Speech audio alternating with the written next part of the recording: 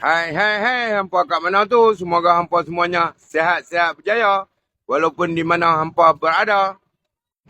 Hari ini Mak Ali berada di pasar pagi Batu. Mak Ali berada di pasar pagi Pida 3, sahabat-sahabat no. Pida 3 pula pagi ni, sahabat. Sedikit view untuk hamba.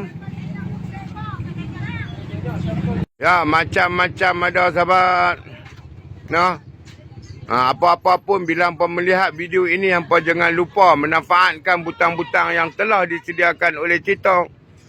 Follow, like, komen, save, copy link dan repost sebelum video ini hilang. Minyak Raja Kayu, sahabat-sahabat yang bermasalah dengan urat boleh dapatkan kat Bayu Mali. Minyak Raja Kayu. Ya, sahabat-sahabat. Pagi Jumaat, sahabat no.